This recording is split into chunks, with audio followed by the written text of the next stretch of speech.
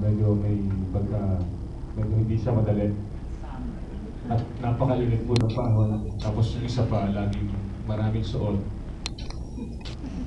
Yun, siyempre yung character na gagampanan ko, magkaiba rin.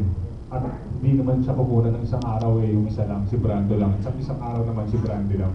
So nandun talaga yung mga challenges na minsan hindi mo alam kung kakayanin mo kung gawin.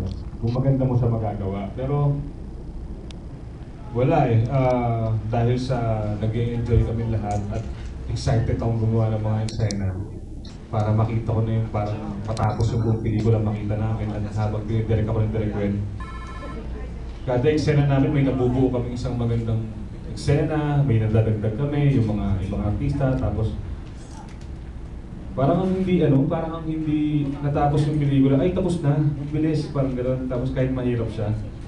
And ayun, masarap lang yung pakiramdam na kinaya ko pala kahit nung umpisa feeling ko mahirap siya. Siguro lang yung dagdagan ko lang, yung biggest challenge lang kay Zanjo, yung kapag yung boyfriend niya bilang bakla yung ka-eksena niya. Siyempre, di ba, aminin naman natin, tunay na lalaki to eh.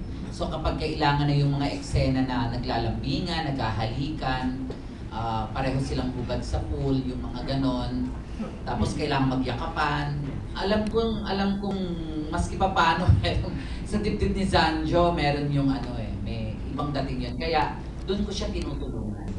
Kahit wala po ako masyadong experience sa ganon, doon ko siya tinutulungan ng, mag-shota kayo dito, ganito kayo dito, yung ganon.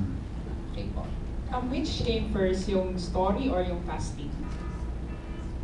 Parang naisip niyo yung story na or? Si Easy, as can answer. Wala, halos sabay. The moment we pitched the story, Sanjo lang ang binanggit sa Star at sa ABS.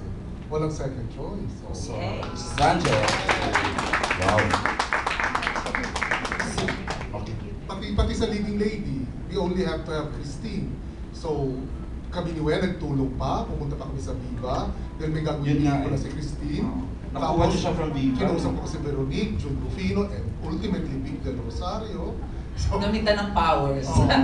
After 2 hours, panyuko-yuko kay Vic, pumayag, ibigay si Aa. May alignment of the stars na naman. Oo, pero limited time engagement lang dahil magbabalibigation. So, sinisik naman namin lahat. Ayan na siya. Naka-all white, Diyosa na. Balik ako kay Z. Z parang yung character mas Brandy, parang ganun-ganun yung kakilala ko. Sino, may peg ka ba dito ginawa? Ba't pala sales ng ABS? Ay, hindi. Sabihin mo yung totoo mong ginaya. Pwede bang i-reveal kung sino yung peg mo dito as Brandy?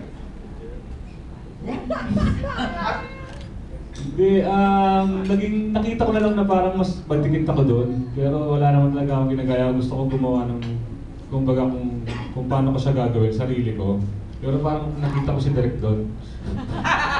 So si Direk ko ang peg mo dito sa Brandy? Direk doon. Direk doon ko rin. Hindi dapat uugot-ugot ka dyan. Ay, hindi si Irma. Z, kanino mo ginaya ang pout mo? Tinanong kita. Kay Bea. Si Bea. Babae pala naman, hindi pati. Okay, my question